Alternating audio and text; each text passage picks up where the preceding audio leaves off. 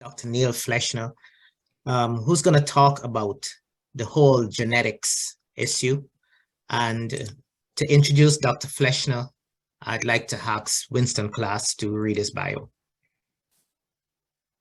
Dr. Neil Fleshner is a clinical scientist and uro-oncologist within the Division of Urology at the University Health Network. He's the founder and director of the GU Biobank, the recipient of the inaugural Princess Margaret Hospital Foundation Love Chair in Prostate Cancer Prevention, and is the Martin Barkin Chair in Urological Research. Dr. Fleshner enjoys diverse prostate cancer interests that span clinical, translational, and health services research. His clinical research focuses on understanding how micronutrient use and obesity affect prostate cancer pathogenesis, and to evaluate how related metabolic compounds may influence prevention and progression. This is complemented by a translational research program that aligns tumor biology with patient care through the discovery of genetic biomarkers to aid in the diagnosis of prostate cancer and the development of personalized treatment strategies. Ultimately, Dr. Fleshner's vision is to use a comprehensive approach to improve the experiences of patients with prostate cancer. Dr. Fleshner. As a clinician, I find sometimes I learn the most from my patients who are outliers, who behave in a non-traditional way. And this is a man, unfortunately, he's now passed on. He was a 58-year-old man who came to see me about 5 years ago. And he had a slightly elevated PSA level, 2.3, and usually normal is under around 4, but even in the 50s, maybe even 1.5, but usually 2.5-ish to 4 is your threshold to do a biopsy. But then I started to talk to him about his family history, and he told me his sister was being treated for ovarian cancer, his mother had breast cancer, his father had prostate cancer. So this strong family history really sort of allowed me to lower my threshold and said, you know what, I better make sure this man doesn't have cancer. And I did an MRI on his prostate, it was normal. I biopsied him, normal. So this gentleman, despite my elevated sort of risk or sort of threshold, he was clear, and we were all sort of relaxed. Unfortunately, he literally comes back 6 months later for a typical follow-up, and he's not feeling well. He's got pain in his ribs, and his PSA is now 868. And we scanned him, and he had spread of disease throughout his body.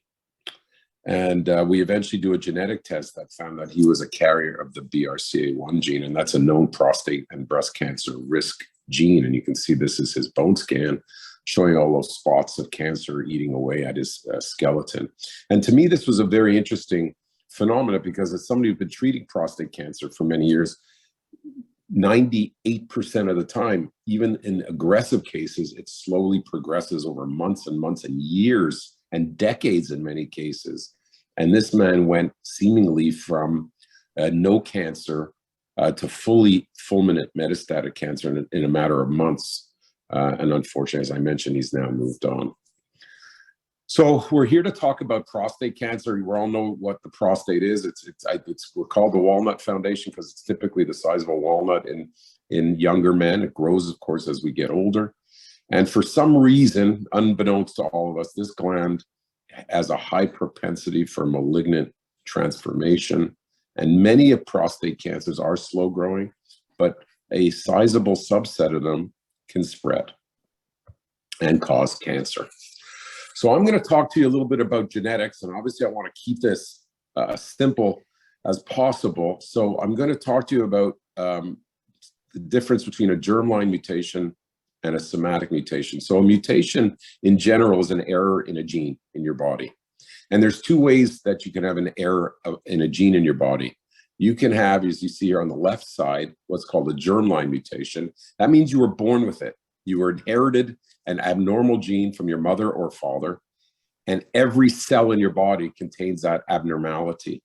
And as a result, you can test these from any tissue in the body. So you don't have to actually have the tumor tissue. You can test it from a saliva test or a blood test.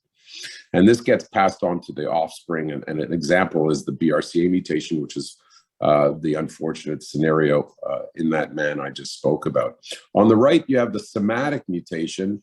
And the somatic mutation is one that the cancer cells themselves within the organ or within the metastatic sites have developed, because developing mutation is one of the hallmarks of cancers. And these are not passed on to the offspring and can change over time, because anytime you treat a man or woman with cancer, you create a Darwinian experiment, right? You expose the cancer to a new environment, and subsets of cells that can live in that environment will survive and thrive and repopulate the next wave of that particular cancer.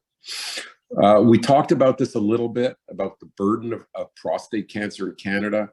You can see here on the left, prostate cancer is the most common cancer in Canadian men, about 120,000. It accounts for about 1 in 5 male cancers. And even though many prostate cancers have a reputation of not being too deadly, you can see, oh, I apologize. You can see here that it's the 3rd most common cause of cancer deaths in men. And it really transforms into about a 1 in 6 risk of dying of cancer, of developing prostate cancer, and about 3 to 4% of male obituaries are, if you will, are due to prostate cancer.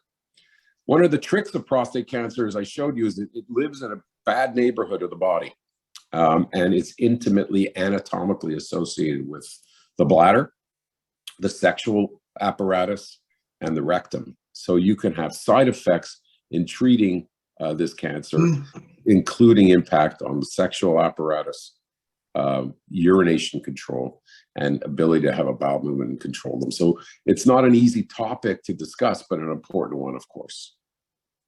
Now, prostate cancer has an increased burden in men of color, and it's now estimated, you can see here that about 1 in 6 to 1 in 7 Black men develop it, but the average age of diagnosis is younger compared to men who are Caucasian, and more importantly, 3 times the incidence of having more aggressive cancers. And as I just showed you earlier, a lot of men get prostate cancer. A lot of men die from it, but that actual fraction is not that high. It's just that there's so many patients that even a small fraction is a large numerator, if you will. So many men die from it, but many have an indolent disease that can be either successfully treated or in some cases even monitored. But it's the aggressive cancers that kill, and Black men have thrice the risk, or 3 times the risk, of having more aggressive disease. So in addition to race, the family history is important, right? And this is something that's so important in terms of, if you have a 1st-degree relative, that means a father, son, or brother with the disease, you have twice the risk. If that individual had it at a younger age, it's 3 times the risk. And if you have 2 1st-degree relatives, it's 4-fold the risk. And it's quite interesting here, because as somebody who most of my life has been studying diet and metabolic changes and risk of prostate cancer, when I started off as a prostate cancer researcher, we believed that only 5% of prostate cancer risk was determined by the genetics, and 95% was by lifestyle. And now, as the technology's improved and the knowledge has improved, 58% of the risk is now believed to be on the basis of genetics, and 42% on the basis of lifestyle. So they're both equally important. So we have a scenario here where we have a more prevalent cancer, a more aggressive cancer, and there's a lot of controversy as to why the disease is more aggressive. And this was touched on a little bit on our prior speaker, who was a phenomenally excellent speaker. You know, are they more aggressive because we're finding them later? Are they more aggressive because access to care is a problem? Or are there true biologic differences? And I think there's increasing amounts of data that suggest that the social determinants are important, but there may also be true biologic differences as well. So this is something we're trying to untangle, and part of our research is to sort of understand this. But I think it's fair to say that there are both biologic differences as well as social and cultural differences that lead to this startling degree of statistics. So a crash course on genetics. So our DNA is sort of like a recipe book, right? It has the information in it to make proteins, or in this case, we're using cookies as an example. The gene has the information, and the protein is the product. If somehow the recipe book is unlegible, if there are errors in typing, or there are paragraphs ripped out or pages ripped out, then you could imagine you lose information, and the end product is not as good as if you had the full recipe. So mutations are errors in the gene, and they have to be significant enough errors such that the protein, in this case, the final product, does not work as well. And of course, this is sort of what genetics refers to. So I'm going to start. I mean, we are about something called cancer predisposition genes. We have many, as you probably know, we have 46 genes, 23 pairs in our body, and they control loads and loads of information. This is sort of the playbook of human life and all life on pretty much on planet Earth. And you can see here a series now of genes that have been identified all over the genome, which is the term used to talk about all of the genes collectively. And we map these genes, and this has been all sort of realized in the last sort of 30 years. So what we want to tell you is what's the state of this whole field. And it's become really important. I think that case of this man from Trinidad in my clinic tells us that we're learning that the genes you're born with in many cases can relate to a disease.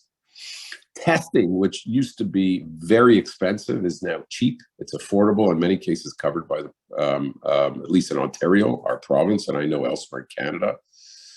Testing doesn't have jeopardy socially, and I'll talk a little bit about that. I think it's extremely important. And I think one of the biggest points that we want to drive home today is almost all of the work done to date around the science has been in Caucasians. So we and because it's around genetics, then we need to really understand how ethnicity plays a role in all of this, because it may be truly different. So we're going to start with the most basic type of mutation, which is a SNP. A SNP is the most, it stands for a single nucleotide polymorphism. It doesn't really matter what it stands for. This is the most basic of an abnormality in that recipe book we talked about. This would be a typo. So if you read a word that said flower, and instead of F-L-O-U-R, it was F-L-U-O-R, sort of to anyone who would look at it, you'd figure out that the word was flower. And so it has no functional, if you will, outcome, but they can be used as markers. You know, if you could scan for all those typographical errors, you could sort of say, well, do they represent anything for the patient? And that's what a SNP is. And SNPs now, there's been over 280 now have been identified in the human genome that put you at risk for prostate cancer. And you can add them together, because you don't only have one, they may be 50 or 40 or 30. And you can add them together and get what's called a polygenic risk score, which is the total amount of these very small mutations. And this has been now, this is a simple blood and saliva test, and now is just about to come out as a clinically available test to predict risk of prostate cancer. We recently had a retreat, actually about 2 weeks ago, and we had one of our speakers there, and she was part of this paper. So this is a hot off the press. In fact, it's not even on the press yet, but this group recently validated a prostate cancer genetic risk score in men of African ancestry. And interestingly, it seems to perform as similar to a Caucasian marker. So we're going to await the final paper, but this, again, is some of the first work done in African communities, and it's starting to look like, in this case, the biology may be concordant, which I think is great news. So I'm going to shift now. Those are the minor genes. Those are the minor typographical errors. Major cancer susceptibility genes are different. This would be, imagine, in that recipe book, your pages have been ripped out over the years because you gave it, you ripped it out and gave it to your neighbor or your cousin. And now you're trying to read the recipe. It's a big problem. And this is what are called major cancer susceptibility genes. This is the BRCA genes you've heard about, perhaps, like in the patient I mentioned in the introduction. So this was the first paper that I think really hammered in the importance of this in prostate cancer, right? And it looked at men who had metastatic prostate cancer, and similarly, easily just looked at the prevalence or how often these gene abnormalities was found. And you can see here on the right, basically in 12% of cases, you would find one of these genetic anomalies in the genes that patients were born with, the major one being BRCA2, another one called ATM, another called CHEK2, and another called BRCA1, like the patient I described about. Those were most of them. And there's a smattering of others, as you can see.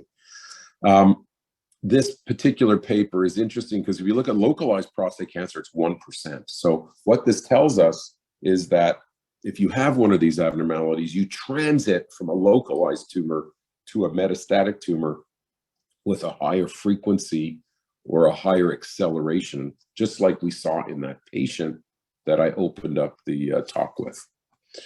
And the other interesting thing about these genes is if you possess them, not only, it's bad news if you do, but there's a tiny silver lining, is that drugs that would not work if you didn't have the gene will work if you do have the genetic abnormality. And this is an example of a drug called olaparib. It's down here, but it's a PARP inhibitor that's showing that if you have the biomarker, patients do better. And you can see here some pictures of cancer regressing here. These little lymph nodes in the chest here, you can see are made much smaller when you're exposed to this particular treatment. And it also applies to certain chemotherapies as well, which can render the patient more sensitive. And how does this all work? Well, it's interesting. A lot of these genes are abnormalities in DNA repair. So how does that work? Simply, our DNA consistently gets bombarded by our external environment and gets damaged and mutated. But not surprisingly, we have built-in systems to repair it. I imagine like little pavers going around filling potholes all day long. Our genome has that. In these cases, most of these genes are errors in the repair mechanisms, right? So imagine we can't repair the potholes, then you get a multiplication of more DNA damage and more DNA damage that doesn't get repaired, and the mutations go wild. So what happens is many of these genes that are cancer susceptibility genes are gatekeepers to keeping our DNA healthy. So they themselves are disturbed, then you get more and more mutation and more aggressive tumors. This has all led to a new emphasis on genetic counseling and testing for patients with prostate cancer and at risk for prostate cancer and family members of those at risk. And we think this is extremely important. And this is something we've embraced in a big way in my center in a program that I've initiated called our GRASP program, Genetic Risk Assessment Program. And we're very interested in getting patients and their family members in for testing. And this is just showing the current the National Comprehensive Cancer Network guidelines around prostate cancer, but basically it includes patients who have family or personal history of mutations. You can see here, race is one of the key pieces, as well as family history. So one concern I hear from a lot of patients is, what's the implications of having a genetic test done? Can I be denied insurance? Can I be denied the ability to, or my child be denied the ability, say, to adopt a child if they're in that circumstance?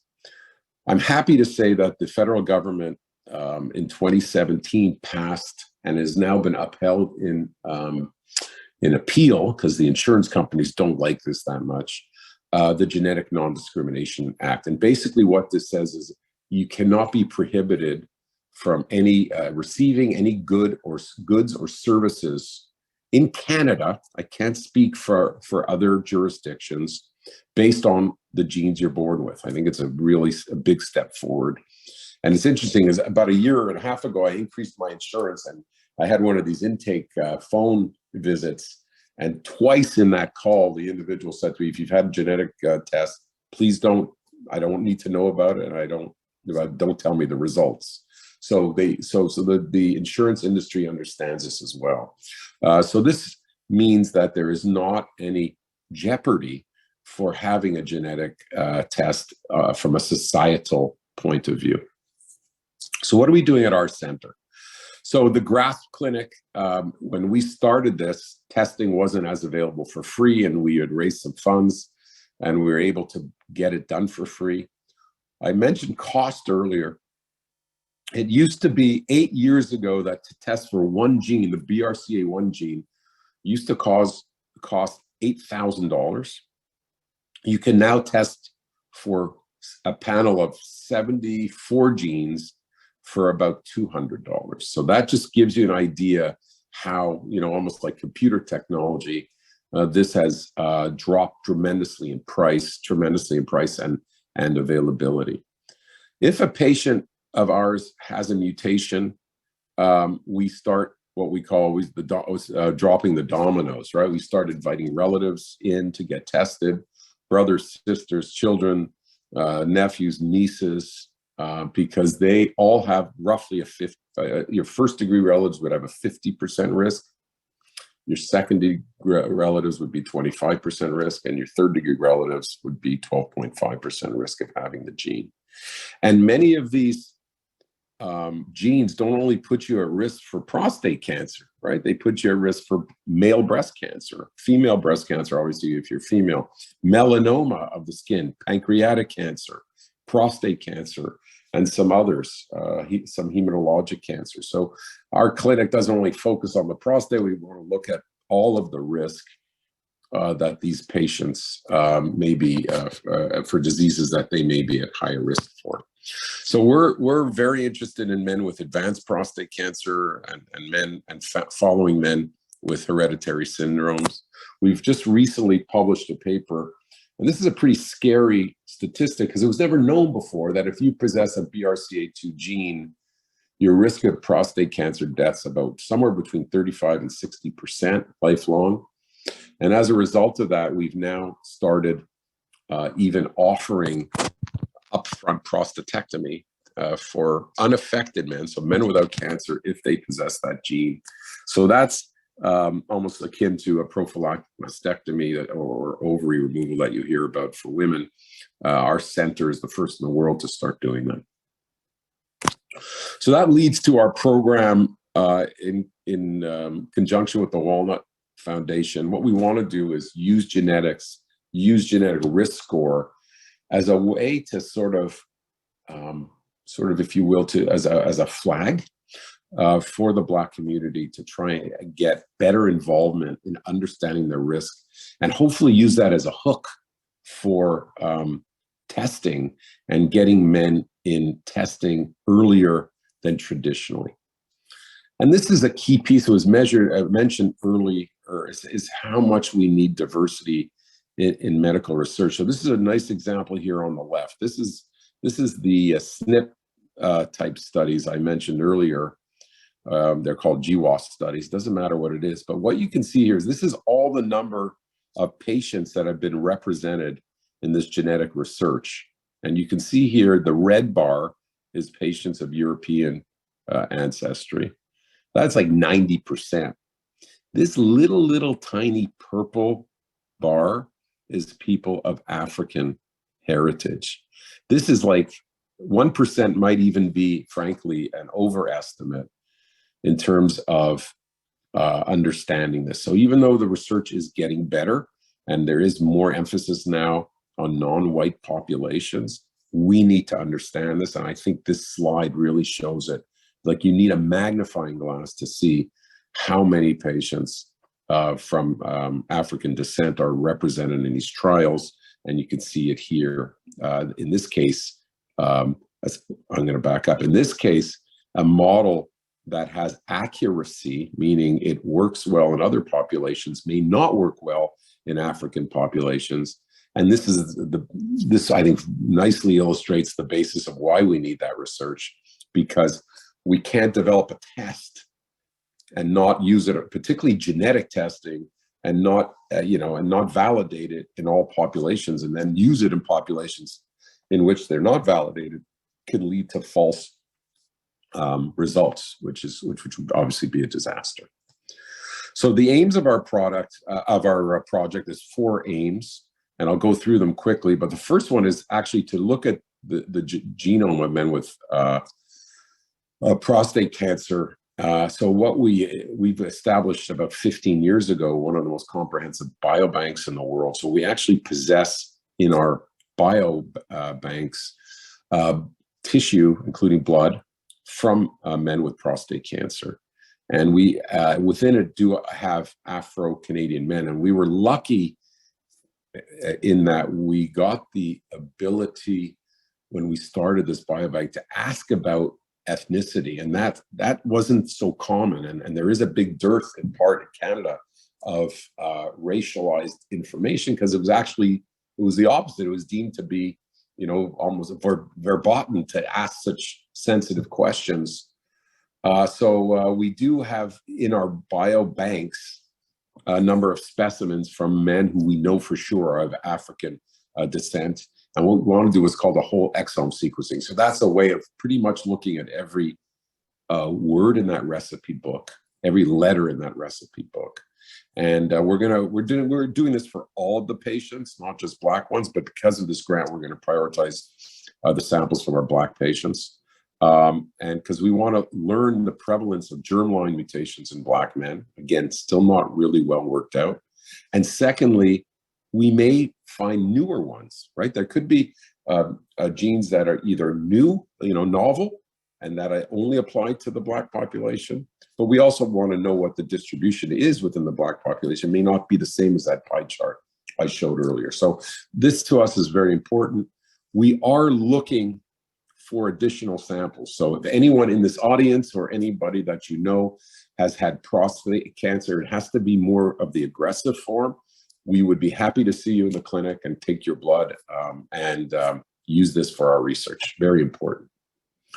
Our second aim, which is also very interesting, and this is going to be one of the most controversial things we want to do, is we know that because we've been collecting samples for so long, many of our patients have died. So we're sitting on their blood sample, and we have the permission from them prior to their death to test their blood sample. So what we want to do now is determine in our biobanks among patients who have this, so we test their blood, we find they have an abnormality. We want to try and contact their next of kin and say, oh, by the way, do you remember grandpa or your husband or your brother or your father, heaven forbid, your son? And we think there's a problem in your family and we'd like to bring you in to get tested. And it brings in a lot of ethical issues because so we're working out now really the feasibility of doing this. How do you return results to patients who have now been deceased through their families and family doctors? So we're actually trying to, this is what's called a feasibility study, because we don't know how effective it's going to be, because it's a bit controversial, but I love doing controversial research. But we're really trying to see, can we use stored samples as a way to try and save a life or 2 or 5 or more among people walking around that they don't know that they have this huge risk. So that's what we're trying to do. The third is really just trying to raise awareness. We showed you the statistics around prostate cancer in the Black community. We're not sure that even the doctor community and the nursing community understand this, never mind the walking patients or prospective patients. So we want to raise the awareness of hereditary prostate cancer and prostate cancer in in the Black community. So we're going to be developing a slide deck, an education plan for physicians, for primary care doctors, specifically on this, and they will be able to get credits, as their continuing education. And we're going to really develop this in conjunction with the College of Family Physicians of Canada, as well as the Canadian Urologic Association. So we're going to really try and start with physicians in underserved areas, but really across the board.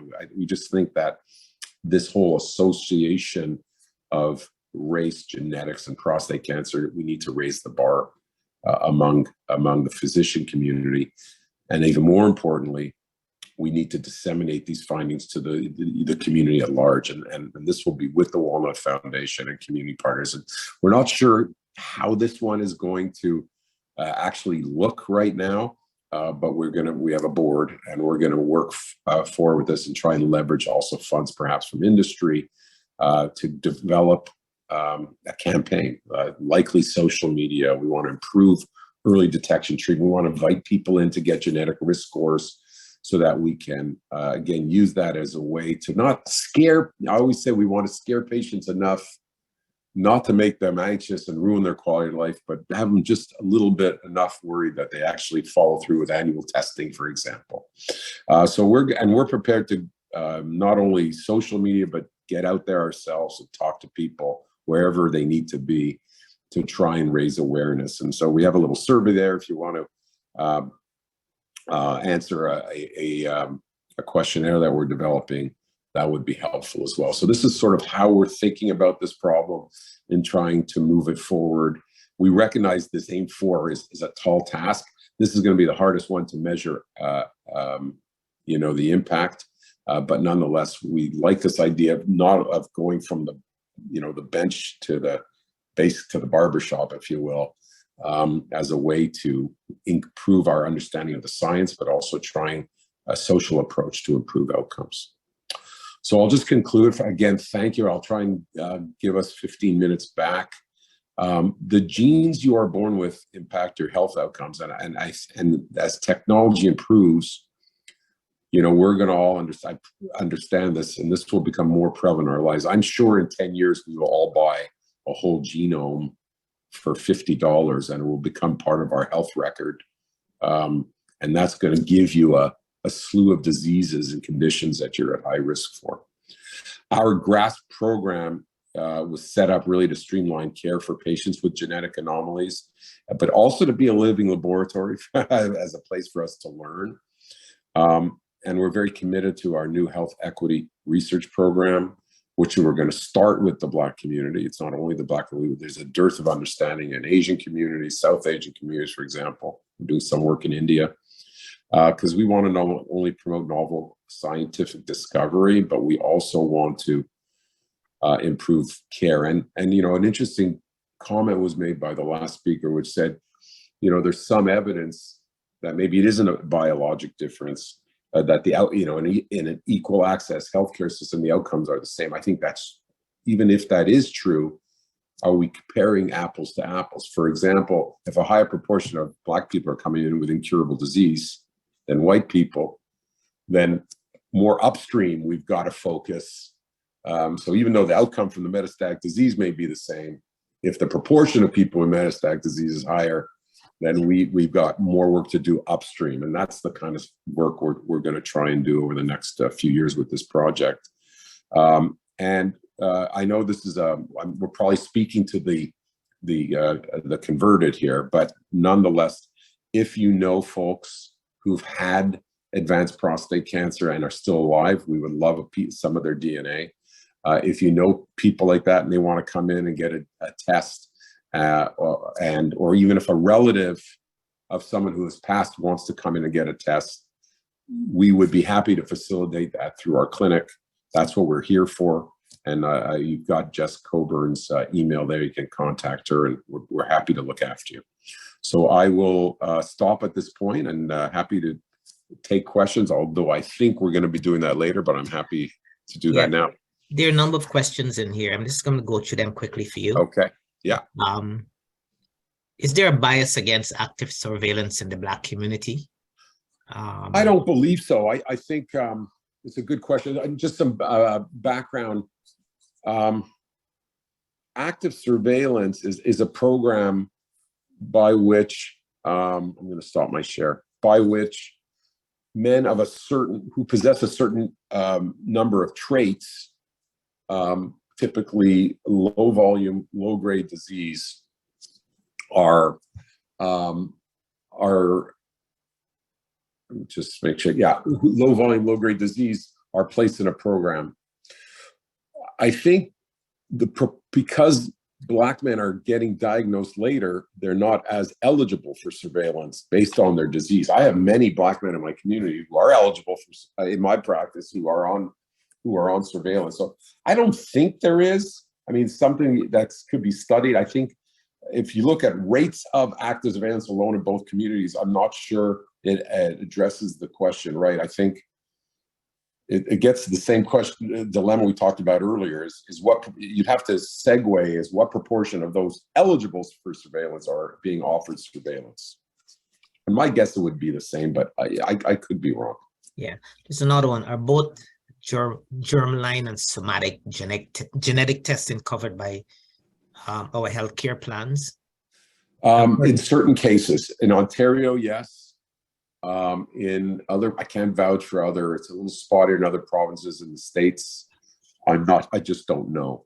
So it depends. But yes, if you fulfill the criteria for testing, so if you have a family history, if you have those criteria I showed, if you have a family member, if you have prostate cancer at a young age, regardless, we'll get you one for free. If you want to come down, even if you're not eligible, we will. That's one of the missions of our clinic. And I have, I think, a few thousand tests for free that we could always offer. So how do you balance the biological and social cultural factors that influence the risk of prostate cancer? Is there a risk for the medical research community to center gene risk over addressing the social determinants of health? It's a long one. Great question. It's a very good look. I think we have to push on both fronts. It's as simple as that. I mean, we need to understand the biologic differences if they do exist, and then we need to understand the social cultural. Well, I'm not a social cultural scientist, so that wouldn't be my forte. But I think we have to push on both fronts, because look, the best science in the world is useless if you can't get patients access to them, treatments, whatever they are. So we, as Canadians in particular, we're very much believers in healthcare as a right. I believe in that as a human right. So, but I think we should also push on the science, because if there are differences, we could use those differences again as a way to inform and get patients or prospective patients anxious enough to get tested, not to ruin their lives. How do you avoid medical stereotyping? Oh my goodness. Oh, wow, way above my pay grade. I think the first talk addressed some of it. The only way is education.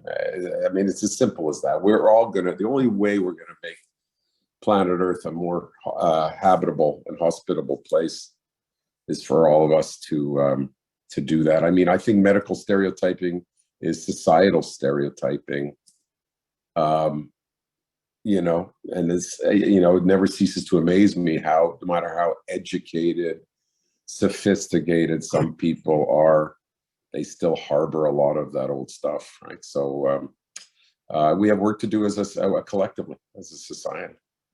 So the next one is great to hear about the GRASP clinic at PM.